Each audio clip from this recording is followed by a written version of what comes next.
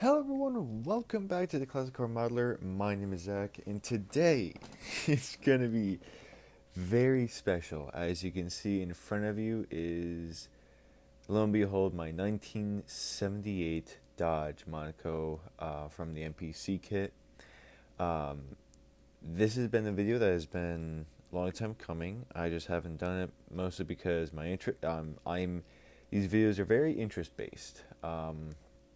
As you can probably tell, it takes me about a little while to upload a video, but every now and then I come out with something very creative, very interesting, and I appreciate for those who still stick around and kind of wait for the next one to come out, But I truly appreciate you guys. So today, obviously, we're not focusing on the terrain right now. Obviously, it's in the background right now. I'm currently, right now, I have to wait on a car to dry, and luckily, that is my Buick G Grand National right here in all of its glory. It is beautiful. I'm gonna have to wait about 2 weeks or so, maybe even more. I have to ask my parents. I have been using my basement to paint, and I painted this. The only thing that was wrong with it is there's a giant speck of dust right there, but that's it. That's literally the only piece of dust on this car. Other than that, it is a beautiful, beautiful paint job. Obviously, you see a lot of dust on it. I haven't. I got that done about a week ago, so it's kind of dusty, but it's not gonna be. If I dust it off, it'll look gorgeous. But I just have to put some decals onto the hood, and it should be good to clear coat. There's still a lot of work to do with it, so which is probably why I've been stalling the Torino. I've been trying. I want to try to get most of the Grand National painted before I can continue and finish the Torino. But we'll see how that goes. However, today I want to focus on one thing and one thing only: this bad boys. Now, about a year ago. Now, this is, keep in mind, this video was supposed to be planned for last year, and I never got around to it.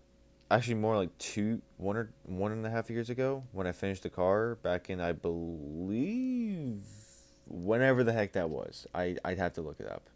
But I have an entire paper, like I have a notebook, two pages dedicated to this car and its history, because I love this. I love these types of cars that much. Well, not just emergency cars, but just mundane cars that are forgettable. Like, for example, I have a resin kit for a 1971 Ford LTD.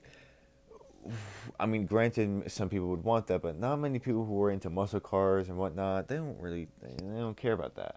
But I have cars that really people don't really pay attention to anymore, and I was trying to get as close to the actual car as humanly possible. The only exception was the wheels here, obviously. But without further ado, I want to take this off. This case, which is actually by AMT. I think it's by AMT. I could be wrong. No, it's not by AMT. It's by a third party. I forgot who it was. Um, but with that, we obviously have the car. What a what a gorgeous car. I'm gonna lower this because I'm sorry, but this is just a gorgeous, gorgeous car. This is one of the cars that I actually have on display on my shelf, and I believe is like one of the most beautiful cars I've ever built. I still think it is. It's just uh, such a. It's. Uh, I feel like I'm looking at the real thing. Like, I know it's a scaled replica, but my goodness, I'm I'm in love with it. I am in absolutely love with it. So it has been, I think, it's been a couple years since I've done a showcase of a car. Actually, the last time I did a showcase was my 1969 Charger, and that was a few years ago. And look at that. Even the like you can see the suspension just slightly. Oh, I love that watch. Look at that. It's so cool. Oh, it's so nice. I, I love this thing. I'm, I'm going crazy. This is why I love cars. I love old cars. This is why I'm not a new car guy. I only have like I know I'm going off topic, completely off topic. But my entire collection, there's only one new car in my collection besides the 1979 1997 Ford Crown Vic. It's a 2022. I think that's 2022. It's a new Charger Pursuit car from AMT, but besides the point. So this is obviously this is the 1978 Dodge Monaco. Why is it famous? Mostly because of TV. It's mostly famous from TV shows and just being all around a good cop car back then. This had the 440. This had the 440 underneath the hood, and actually that's what's depicted in this car. This model kit that I built, I believe. I'm going to say I believe, but yeah, I'm going to look under the hood and it's right there. It has a 446 pack. It's the I was doing so much research on this car. It is the engine that the car came with when CHP bought it back in the 70s, in the late 70s. But for this is basically in essentially this depicts either it's both a 77 and 78. There's almost no differences. I Let me know what the differences were between 77 and 78. I think it's engine options, but I could be completely wrong. But for 1977, 78 too. The website I looked this up on, heck, I'll look it up. There was a website that I found that just talked completely on just all things all things 1978 Dodge Monaco, and it was interesting. Let me just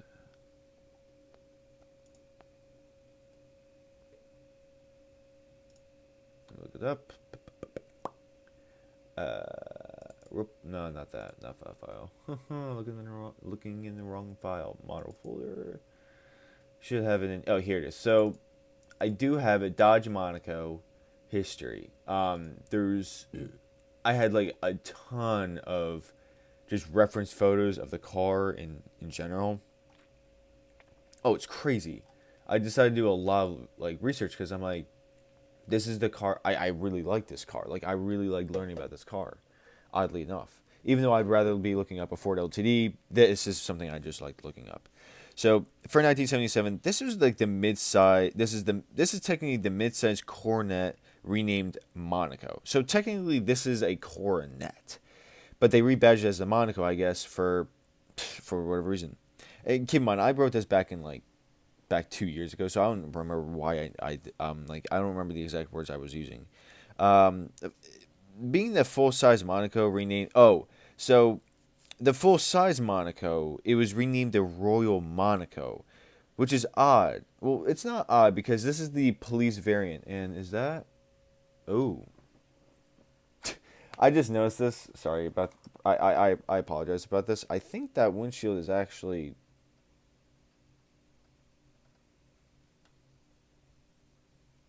Oh no, it's actually okay.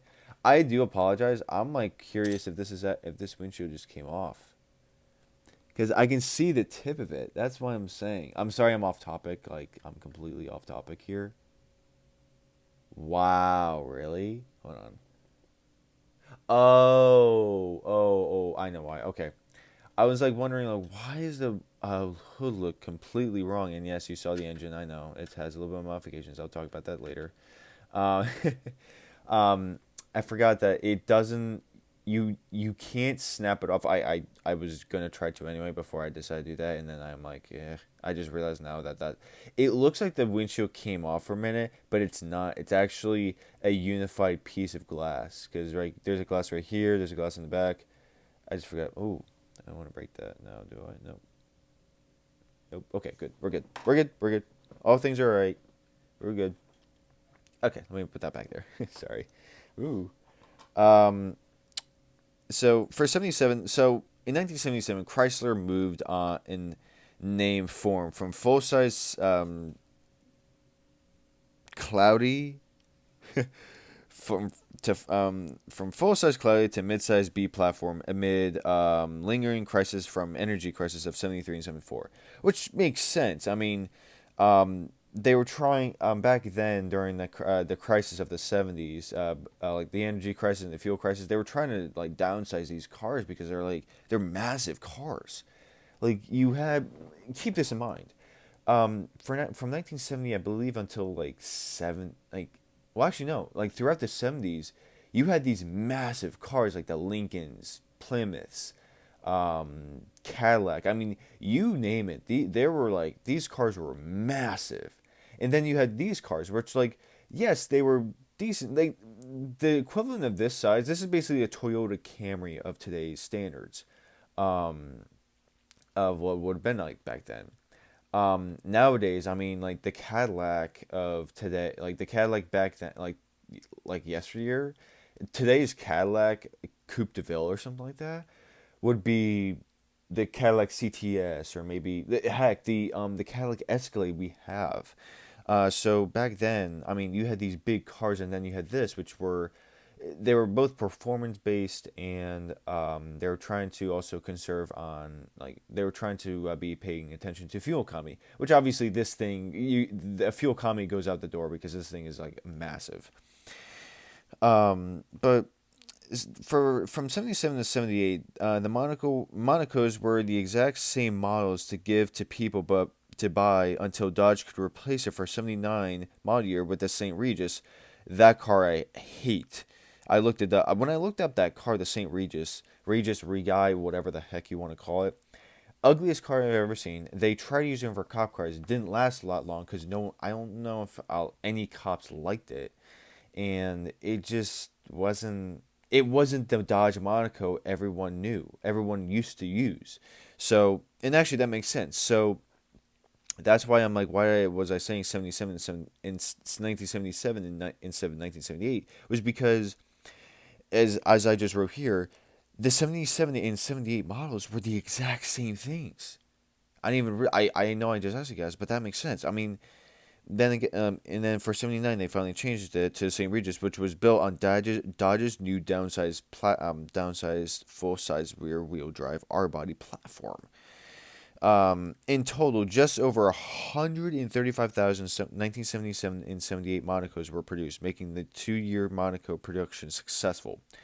So that begs the question: why the heck did they decide to change the car? Granted, fuel economy, you had the government up your butt. I mean, granted, but if you're successful with a car, why stop making it? It's just like the Dodge Charger. They were so popular, and then it's weird. They were so popular up until 2020 and 21, I believe, and then they just ceased production because they run for the new Charger platform. But yet they were still so popular that just people kept buying and buying and buying and buying them. But yet now it's like, yeah, it's like no one buys them anymore because they were out of production. So in ironically, the Monaco's replacement, the Monaco's replacement, the 1979 Regis, had a much smaller production of just 34,972 units. Though the St. Regis was more modern, full sized, by 1982, the St. Regis was permanently gone from the Dodge new car lineup. I mean, how crazy is that? That within only maybe 3 years, the car ceases production. 4 years. I'm sorry, 4 years the car ceases production. But yet this thing had been running since, I'm sorry, 1964. That's it begs the question: why get rid of something when it's already good enough? That's what I always question, and that's something that I'm very I'm a dork when it comes to this kind of stuff, and it makes me beg the question like, why get rid of something that's good enough? Granted, you want something new, you want something better, but if it unless it starts dropping in numbers, why get rid of it? That's like, come on, guys. And granted, this is like we're talking. This is the late 70s, early 80s, so it's understandably. But at the same time, it's like you could have had a good production car, and yet they decided to get rid of this incredible classic. That it's weird. It's interesting. So the St. Regis mainly failed due to it replacing the predecessors at the wrong time. Honestly, I agree. As the second oil crisis hit in 1979. So the St. Regis being another full-size car, the second oil crisis being in 1979, it's like, yeah, wrong place, wrong time, and they should have just kept the Monaco as is. A little off topic, however, and this is pertaining to law enforcement. Many law enforcement agencies, including state agencies, actually use the St. Regis. Regis. Oh, that's what it was. Okay, I actually put a little thing on the side that said that actually pronounced it. Use the Regis. Believe it or not, 30% were dedicated to law. That's that's interesting. The police version of the Monaco equipped with okay. Which that's very interesting. And if you look it up, there are like replicas of there are like the like actual photos of the St. Regis as a police car, and was used. I'm not sure how many cops liked it, but it was used back then. They were very quite fairly popular. The police version of the Monaco equipped with a 440 cubic inch big block V8 rated at 240 to 255 horsepower. That's actually what's depicted underneath this hood. Believe it or not, and I'll readjust the camera so you can see. This thing, I got this decal from Fred Cady on eBay. Look at that engine. Like, I'm sorry, but you cannot tell me that is a gorgeous looking engine. Now I'm going to try to hoist it without breaking anything off. Look at that. I mean, the 444 barrel wasn't a six pack. I apologize. A 444 barrel. Look at this. It's a gorgeous engine. It's a pretty engine. Like, something this good shouldn't be put out of production. And obviously, it is really a nice looking car. I will give this the engine on it very nice. The blue engine, it is actually factory. It's that I believe the factory color. However, unfortunately I had to use Ford engine blue for this because that's the only color actually no. I'm sorry. I used I believe gloss blue maybe. Or I used some oh wait. No, that's Tamiya. So I used the Tamiya Ultra Blue, I believe, for this engine color. It's the closest thing I can get for the engine color. And it was really it was a nice color. I'll give it that. I really liked the color. And then something I just realized. So while the top of this is actually like glossy, it's actually really good looking. There's a few like not scratches, like dust on it, but it doesn't really matter. Dang, that's a really nice oh wow. Now I'm just looking at this. I'm looking at this versus my my Buick. I'm like noticing like how much different the where's my hood? Oh wait, oh there it is. I'm looking at how much different the hood is compared to that because it's like, wow. Okay, so it's not far off. Okay, it's like it's so different. Like with the orange peel, it's crazy. Sorry, I'm a little off topic, but that's a nice touch I did. It's the underneath it is like semi-gloss black, which is nice, but like I said, the police version of the Monaco equipped with the 440 cubic inch big block V8 rated at 240 255 horsepower. I mean, that's a big engine. That's a good engine for a time period. Granted, the oil crisis hit in '79, but dang, that's a good freaking.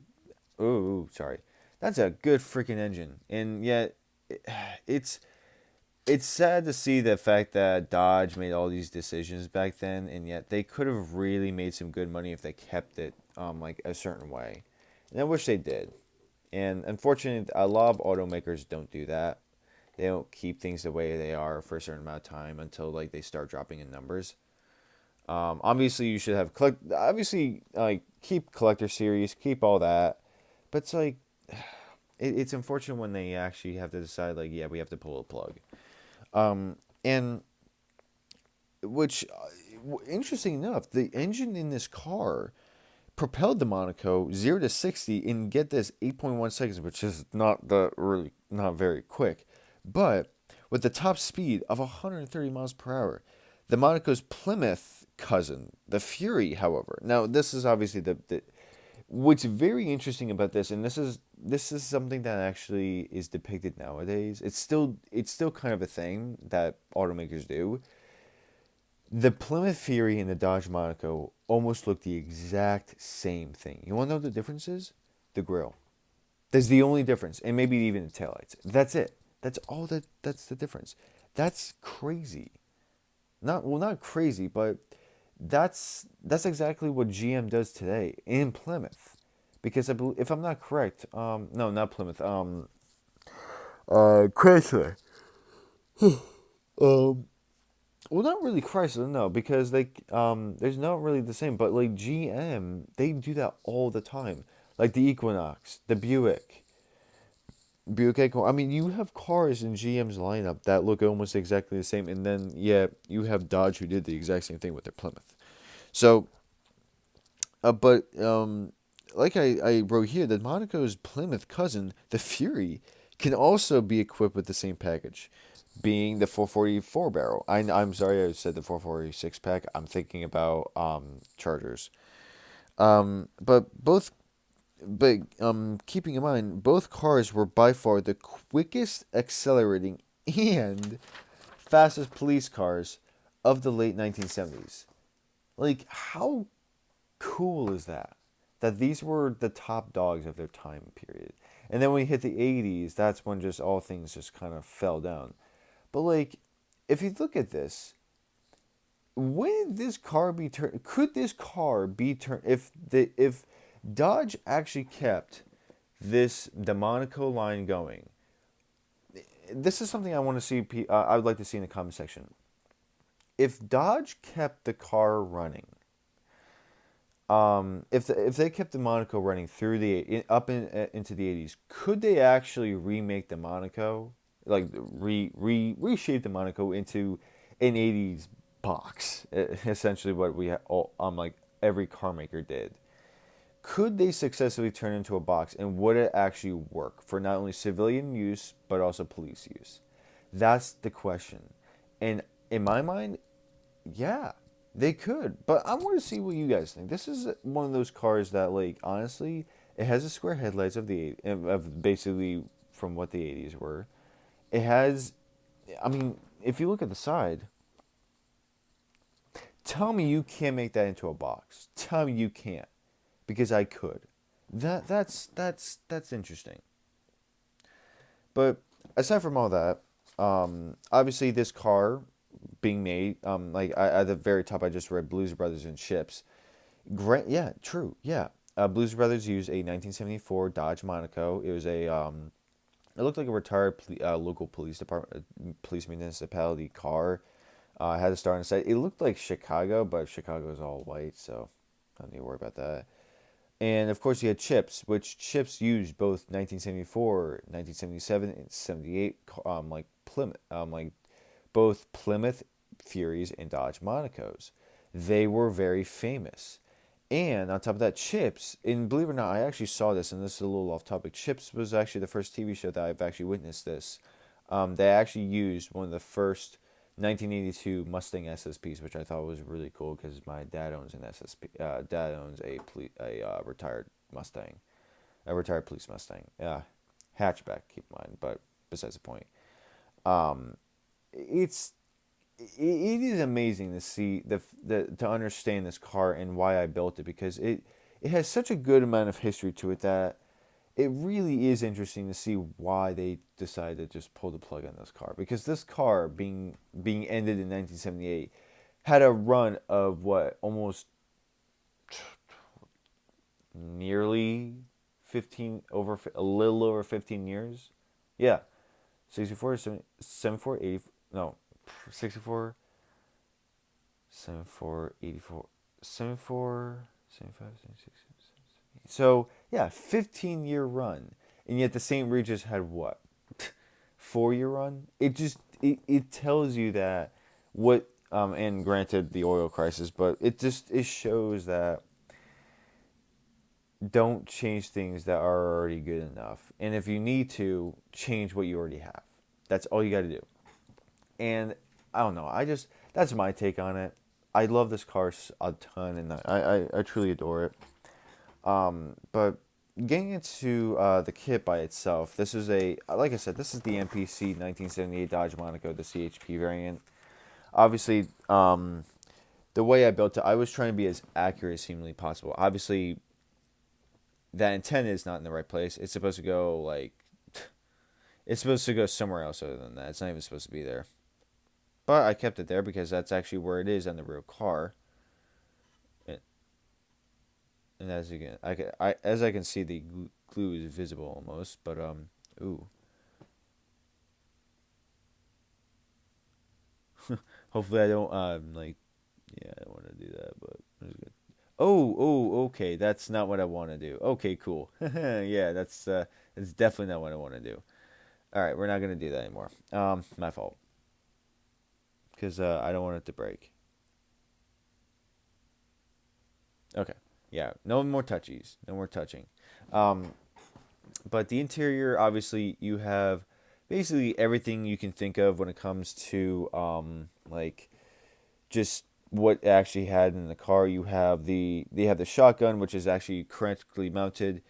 I paint in the interior of this car. I actually painted all the stuff like factory correct from like the Motorola. I'll actually show you guys real quick. I'm gonna try to position my camera so it's visible, but it's really cool how I did this. And I remember how much I enjoyed it. Uh, I'm trying not to bend the antenna. I feel like I have to put more glue on that, but I don't want to. Um, oh, it's falling apart. Okay. Well, I knew this was gonna happen one day. I was just waiting for it. All right. All right. Well, while I have to repair that, which I might do, I'm thinking about doing off camera. Crud. I have to figure out how to do that. Cause I don't know. Actually, you know what? I have an idea. I'm just gonna take a thing of glue and just kind of dab it on there, just so it can holds in place. I've done it before. It's nothing new. I used to just use a cup all the time for this, so it's kind of new. This is going on for 30 minutes. But yeah, so the interior has I'm going to try to show it after I put the glue into this onto this cup here, and that really did not work. All right, time to get rid of this glue because it is done. Yeah, this is done. This glue is done. Okay. Yeah, that glue is done. But oh, wow, okay. So I have to actually glue it now, or else it'll actually like, yeah. It's not the happy count better. I can say that much. All right. I really don't want to do this with the. I don't want to do this with the camera here because I feel like I'm gonna mess up, but I know I'm not. Because I don't normally do this at all. Ah, dang. Try not to mess up at all. Oh, nice. Okay, cool. That's really genius of me. Okay. That's definitely what I wanted. That's okay. Nah, it's fine. I knew it was gonna happen at one point. All right. Just just a good amount of glue on it.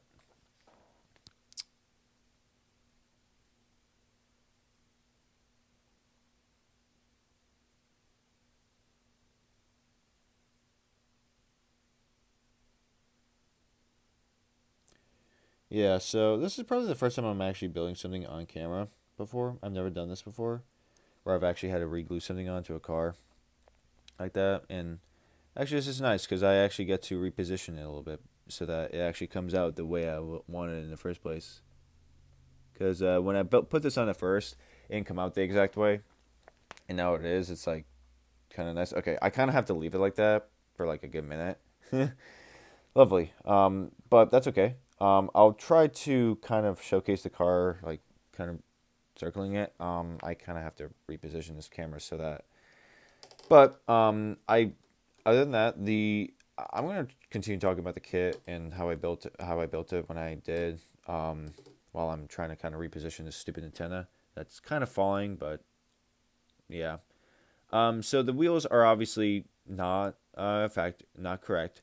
The rims, I was supposed to get them on a website, but the website Shapeways kind of went down, so there's nothing I could do. It is what it is, but I was more than happy with. I was okay with the rims I already had. I kind of already put them on, which kind of sucked. Like when I put them on, I'm like, oh crap, I could have put those on, but decided against it. Okay, that's looking beautiful. Trying to reposition this the best I can so that it looks accurate. Okay, looks so far so good. Um, so yeah,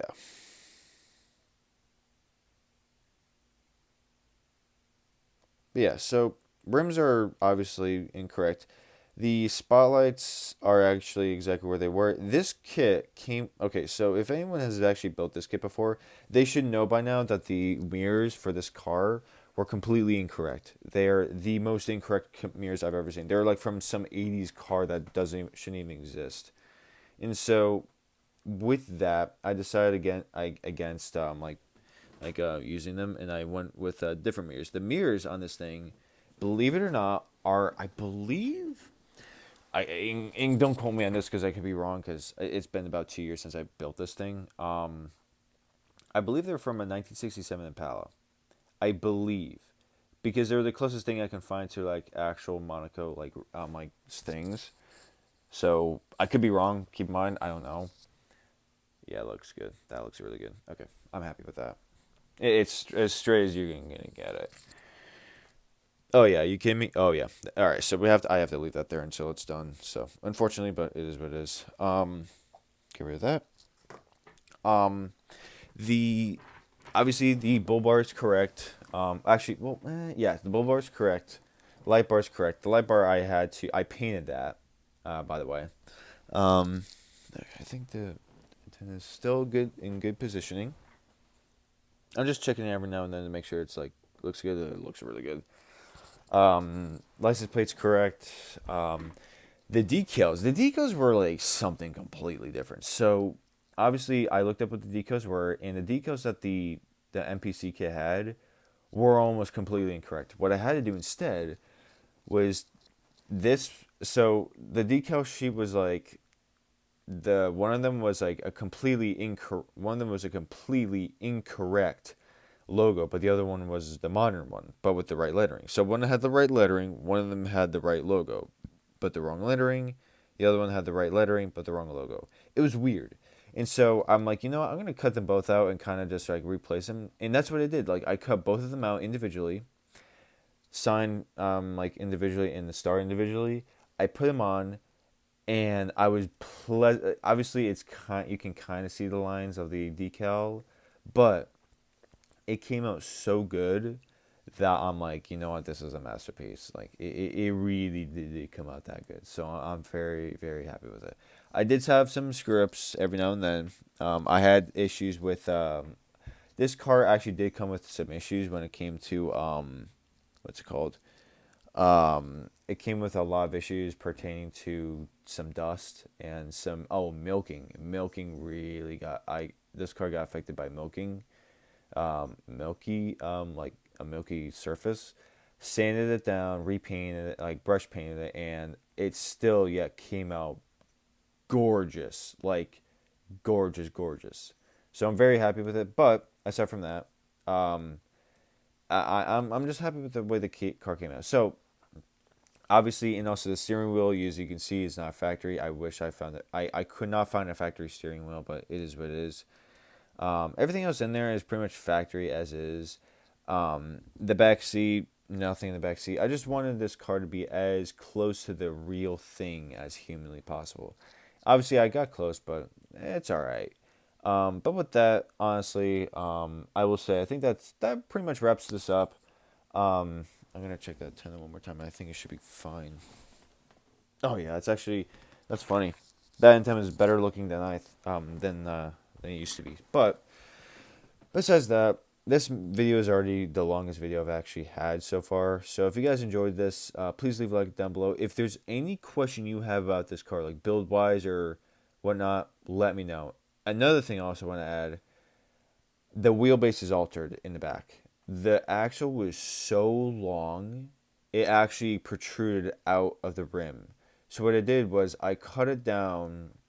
I was like measuring where I wanted the wheel to go, And then I decided, I'm like, okay, this is where I'm gonna cut it. I cut it down, like I cut it down like every now and then, like once, twice, a few times, until I knew that the wheel was where I wanted it to be.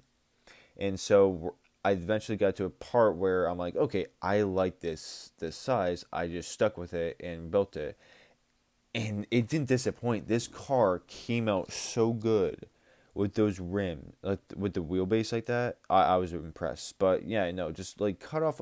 If you ever plan on building this kit, cut off the rims a little at a time. Don't like do like a full send, and I'm like, oh no, my wheelbase is, my rear axle is too short. Don't do that to yourself. It's overall, this is probably a very fun kit. There's a lot. There is some sanding. I will say that much. It's a slight challenge. I do remember that. It's a slight challenge, but it's a lot of fun when you actually when this is finished. It's a lot of fun when you're building it, and it's even cooler when it's finished. But without further ado, obviously the Buick Grand National. The only thing I'm really annoyed by with this thing is the is just the orange peel. I have no doubt that when I actually apply clear coat, hopefully, maybe next week. I'm hoping next week that it'll actually come out really good. Like it'll actually look better. But I could be wrong. I think I wasn't spraying enough. Like I think my coats were not like heavy enough because that's why I'm like that's the vibe I'm getting from this thing. Granted, this thing looks absolutely gorgeous. I mean, this car really sticks out like out of the crowd. I'm not. I don't know. I'm just not a fan of the orange peel. That's all I'm not a fan of. I'm not a huge fan of the orange peel. But once I clear coat this thing, it's gonna look just gorgeous. I already can tell. This thing is gonna look great when it's clear coated. I'm already excited for it. Like it's just one of those things where it's like I know there is a lot of orange peel, and it's mostly because I think the way I was painting it was incorrect. I think I have to do a lot more like kind of like just not. Ooh, that is a good piece of dust. Wow. Yeah, there's a piece of dust protruding off the surface, and it's like you can really feel it. It's protruded, but that's okay. Um, I might actually, you know what? I could do one thing that's kind of stupid, but once I clear coat this thing, I might just like kind of chip that off to see if I how much I can take off, and then just kind of like repaint it, just like I did the Monaco. But we'll see that for another day. Besides the point, aside from that, that's about it. Hope you guys enjoyed. If you are not subscribed already, please subscribe because I enjoyed this video a lot. I will try to do this on other model cards that I have that I've completed. But if you like this video, please drop a like down below. Comment if you wanna ask something or just comment on the video. Subscribe if you haven't. And I really hope you guys have a good enjoy your week. And I will see you guys hopefully definitely in the next one. Take care, everyone.